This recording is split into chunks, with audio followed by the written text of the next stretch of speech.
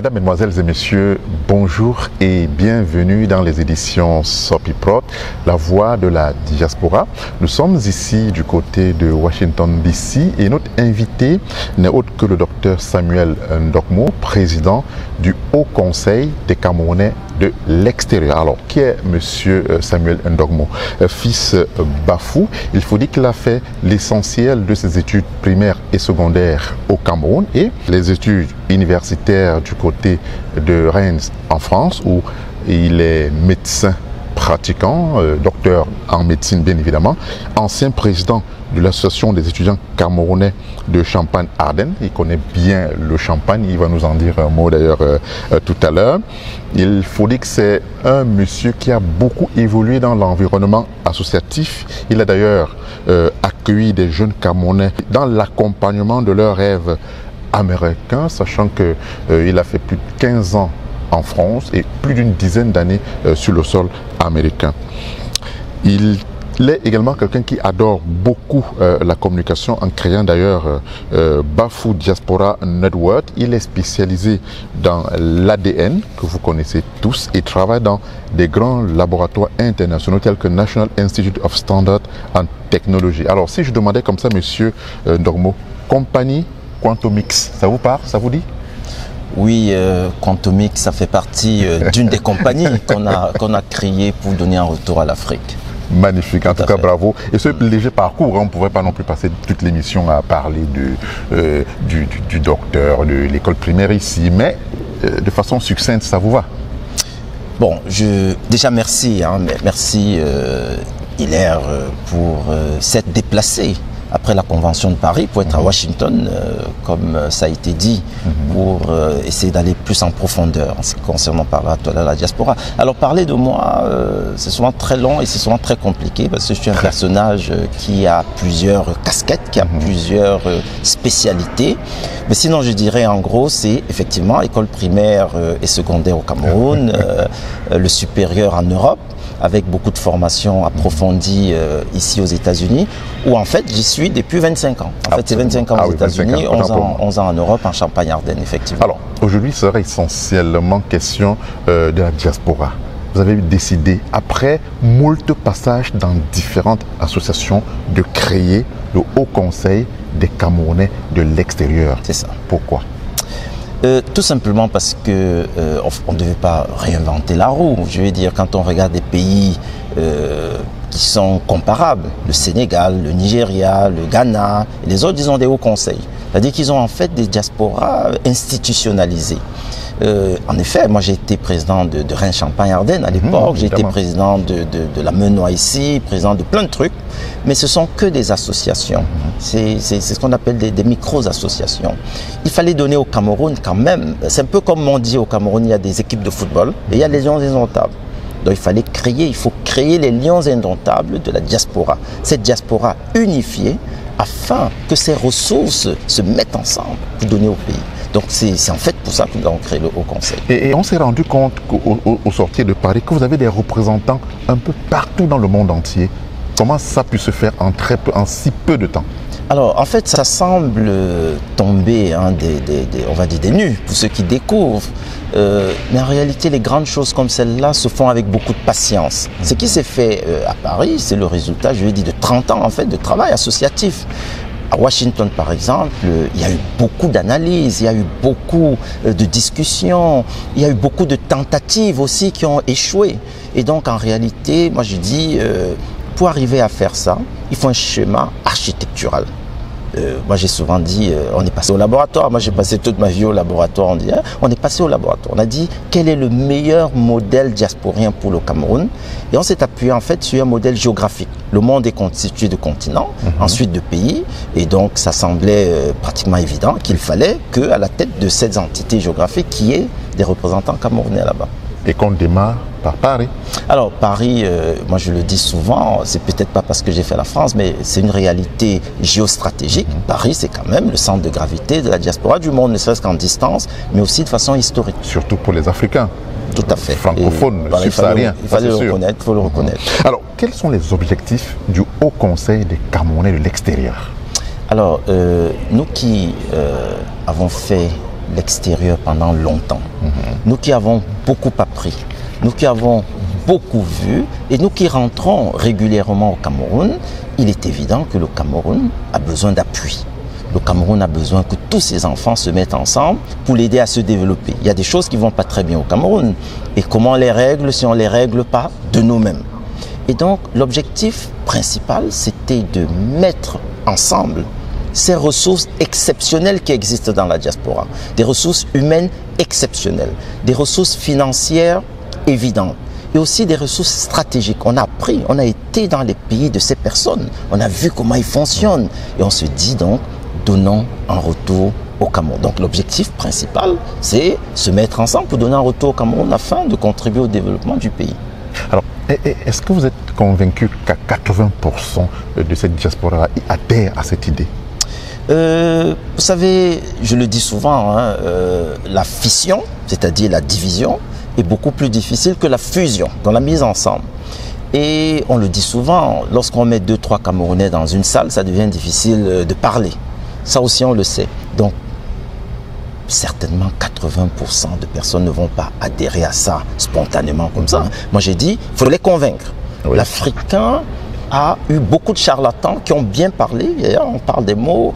Il faut une diaspora concrète. Et je le dis, c'est avec les résultats qu'on passera de 80, en fait, pratiquement à 100%, parce que c'est une évidence que l'union fait la force. On le dit tout le temps, mais oui. On se rend bien compte qu'à Paris, à Washington, il y a des entités associatives qui sont créées au quotidien. C'est ça. Et les gens se mettent ensemble, 10, 15, 20, 100, et ils cheminent ensemble pendant des années. C'est ça.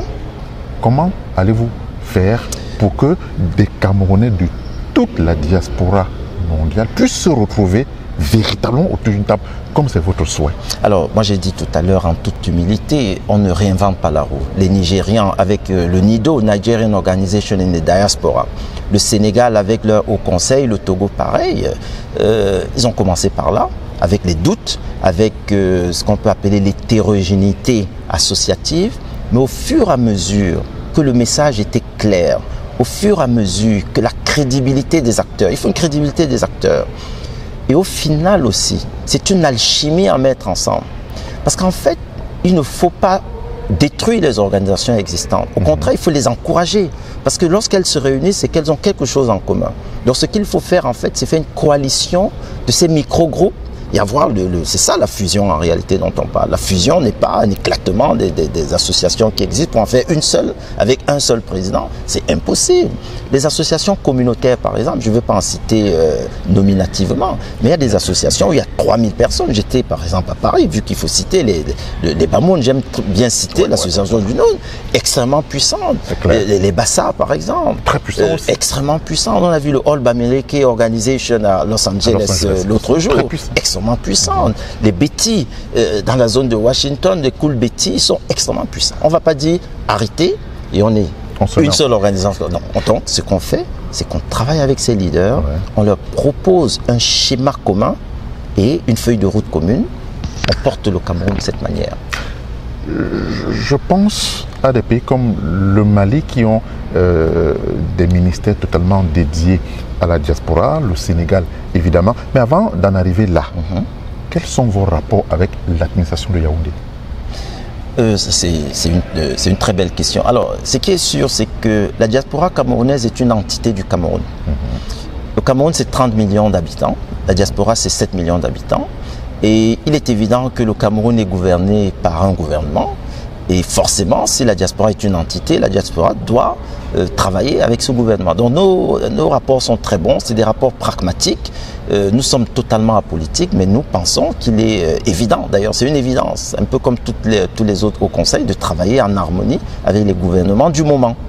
Donc les rapports sont bons. On a une députée aujourd'hui de la diaspora qui d'ailleurs était à Yaoundé. Est-ce que l'idée c'est de pouvoir se dire que plus tard, la diaspora doit avoir sa part sur la table d'une négociation, d'une discussion? C'est une évidence, Hilaire. Je vais dire, si on est 7 millions, ça veut dire qu'on a un poids. Et si on a un poids, ça ne peut pas se faire sans les éléments.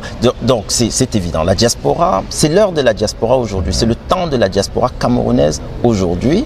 Et c'est une diaspora, en fait, qui est beaucoup plus demandeuse et qui veut être actrice, cette diaspora, et qui d'ailleurs est déjà actrice. Elle est déjà actrice. Oui. Donc forcément, la diaspora sera sur la table. On a vu au Grand Dialogue National, il y avait 8 commissions. D'ailleurs. Oui, en tant que vice-président. La diaspora était d'ailleurs très bien représentée. On avait toute une commission, la commission numéro 7, dédiée à la diaspora. Donc ça prouve qu'on est déjà sur la table. Ok. Alors, on voit, pour ne pas revenir sur un certain nombre de paramètres, les associations qui sont là. On a aussi l'Union des Camerounais de l'extérieur qui est là. Je veux bien vous demander les rapports qui existent entre le Haut Conseil des Camerounais de l'extérieur et toutes ces micro-entités qui existent de part et d'autre. Voilà. C'est une bonne question aussi, et je pense que c'est une question assez fondamentale. Les leaders diasporiens, et on leur a dit ça à Paris, ils doivent faire un choix. Ils doivent faire un choix. Le choix de l'union, le choix de travailler en synergie, ou alors le choix d'être solitaire. Et être solitaire, ça ne va jamais très loin. Et nous, on est en Amérique. L'Amérique, c'est 50 États. Ils ont su, ces 50 États, travailler en harmonie pour faire des États-Unis la puissance numéro 1.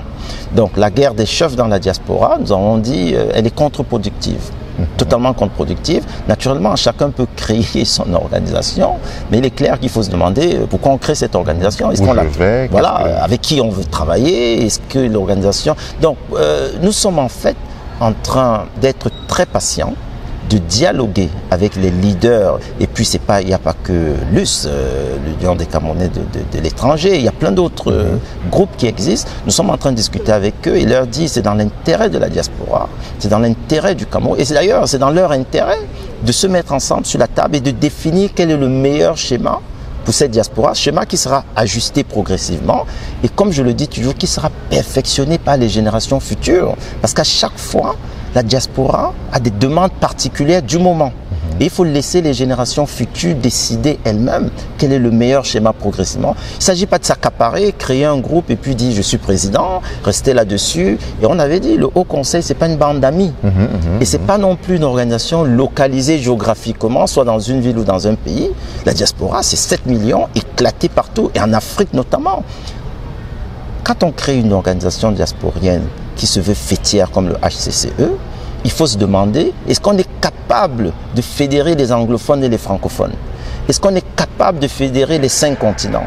Est-ce qu'on est capable d'être suffisamment humble pour attirer les médecins, les pharmaciens, les avocats, les architectes, etc. Ou alors, on se contente d'être président et puis voilà, on empêche la diaspora réellement de profiter de son potentiel. Et quand on parle de profiter de son potentiel, la diaspora est jugée par les projets à valeur ajoutée qui sont faits sur le terrain au Cameroun. Surtout les actions concrètes, des actions concrètes, des actions qui créent des emplois, des actions qui amènent le Cameroun à se transformer. Donc c'est de là qu'on jugera en fait la pertinence d'une association par rapport à une autre. Imaginons que je me retrouve en Roumanie et que je tiens absolument à adhérer au Conseil des Camerounais de l'extérieur. Qu'est-ce que je fais? Quelle est la démarche pour vous atteindre, pour essayer de représenter peut-être l'Afrique, la diaspora de ce côté, et comment participer constamment aux réunions?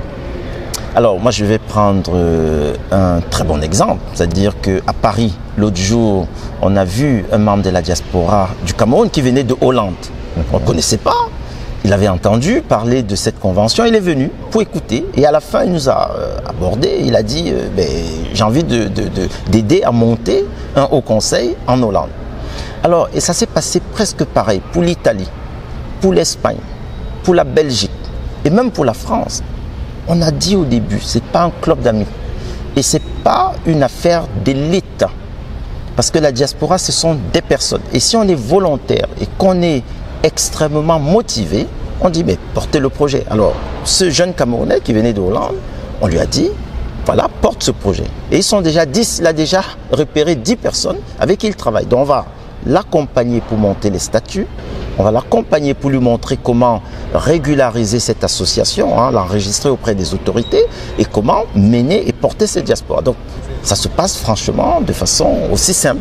Est-ce que les assises de Paris vous ont, d'une manière ou d'une autre, apporté une certaine satisfaction? Alors, c'était la première convention de la diaspora, hein, c'est-à-dire organisée par le Haut Conseil. Et comme toute première convention, on peut toujours mieux faire. Mais il est clair que nous sommes satisfaits, déjà, parce qu'on avait des objectifs précis et ces objectifs ont été totalement atteints. Et l'un des objectifs principaux, hein, c'était en fait l'objectif qui est en alignement avec la vision fondatrice du Haut Conseil, qui est de dire il faut que la diaspora camerounaise soit unifiée. Et à Paris, nous avons vu, que ce soit avec le Club Efficience qui est venu, que ce soit avec la Chambre de commerce et d'investissement d'Europe qui était là, que ce soit l'ambassade aussi. L'ambassade, voilà, parce que quand on parle d'unification, c'est une unification à géométrie multiple.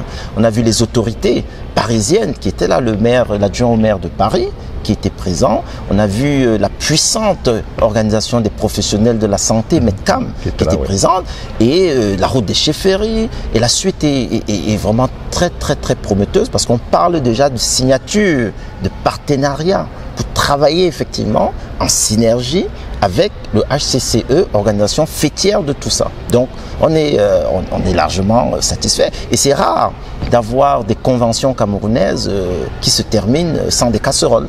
Ouais. On est quitté de Paris sans casserole. En termes de bilan? Alors en termes de bilan, nous on regarde plutôt les perspectives. Parce qu'on ne s'est pas réunis juste pour bavarder. Et je vous annonce déjà qu'en décembre, on aura au Cameroun, à Douala, dans l'hôtel de la diaspora, un hôtel 4 étoiles qu'on va présenter au public, ce qu'on appelle les rencontres de la diaspora au Mboa, au 237, donc du 8 au 10 décembre de cette année. Et le 10 d'ailleurs, c'est le premier conseil d'administration. On a annoncé la création future d'une banque de la diaspora. Donc le 10 à Douala, en marge de ces rencontres du Mboa, on aura le premier conseil d'administration de la Cofidias, hein, la compagnie financière de la diaspora, qui est donc vraiment, c'est-à-dire on est parti pour parler concret. On a parlé de Diaspora City, la cité de la diaspora, qui est en train d'être construite à Kribi, avec le Haut Conseil qui porte.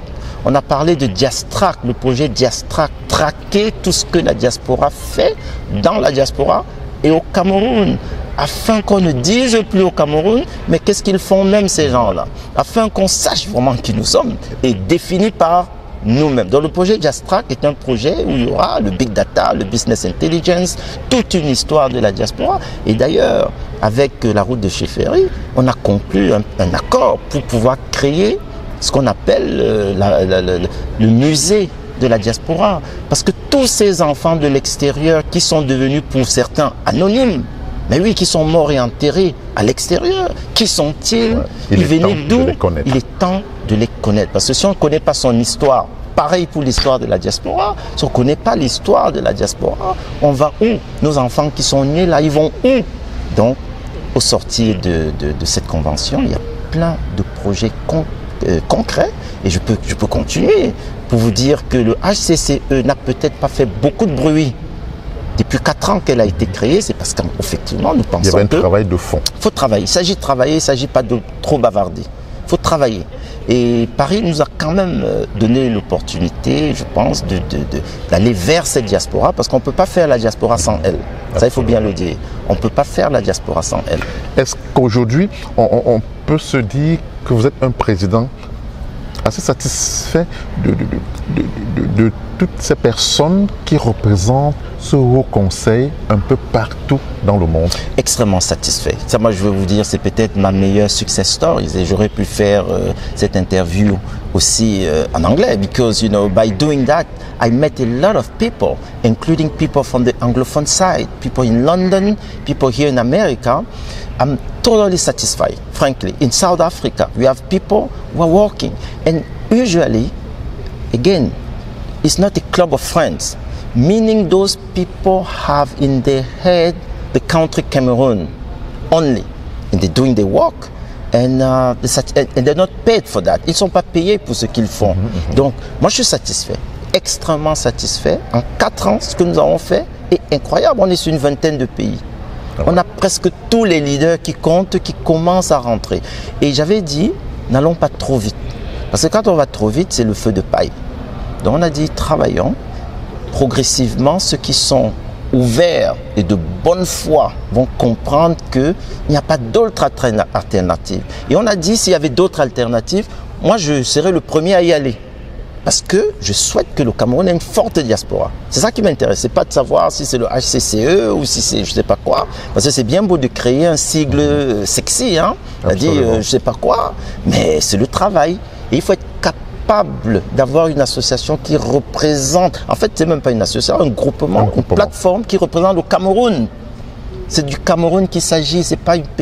En fait, c'est pas une affaire. Moi, je dis, c'est pas un jeu d'enfant. De copinage. Non, loin de là. Loin de là.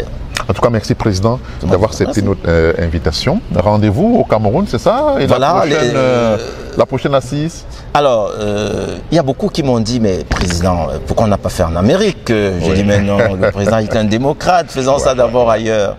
Mais vous pouvez bien imaginer que la pression est forte sur moi pour que la prochaine convention soit aux États-Unis. Aux États-Unis, mais bon, le Président, il réfléchit encore. Mais ce sera une convention de maturité, où on ne viendra plus juste pour parler d'architecture, pour parler de l'importance de la synergie. On viendra présenter des projets réalisés, pas des projets à réaliser, des projets réalisés. À Cofidias, on la lance en décembre, donc on viendra dire elle est lancée. Diaspora City, c'est déjà en train d'être terrassé et tout. On viendra dire voilà les photos. Les hôpitaux, les cliniques de la diaspora, on viendra les inventorier. Il n'est plus question... Et la banque aussi. Mais oui, il n'est plus question qu'on dise, mais oui, la diaspora ne fait que des transferts d'argent. C'est pas vrai. C'est pas vrai. Donc, on est excité par cette prochaine convention qui aura lieu soit en Amérique, soit en Afrique. Mais bon, on dévoilera ça bientôt. Merci. En tout cas, merci le docteur Samuel Ndormo de pouvoir nous éclaircir de cette manière-là. Alors, votre mot de la fin à la diaspora? Alors, moi, ce que je dirais tout simplement à la diaspora, c'est un, de croire en elle. De deux, c'est d'optimiser sa relation avec les pays d'accueil. C'est vrai, on pense au Cameroun, mais vous ne pouvez pas donner au Cameroun en retour si vous n'êtes pas fort là où vous êtes. Et pour être fort là où vous êtes, il faut travailler avec votre communauté. Il faut rester soudé entre Camerounais dans la diaspora. Alors à Paris, nous sommes allés l'autre jour pour dire à la diaspora, il est important de travailler en synergie. Il est important d'être unis. Il est important de penser aussi Cameroun, de penser à donner en retour au Cameroun.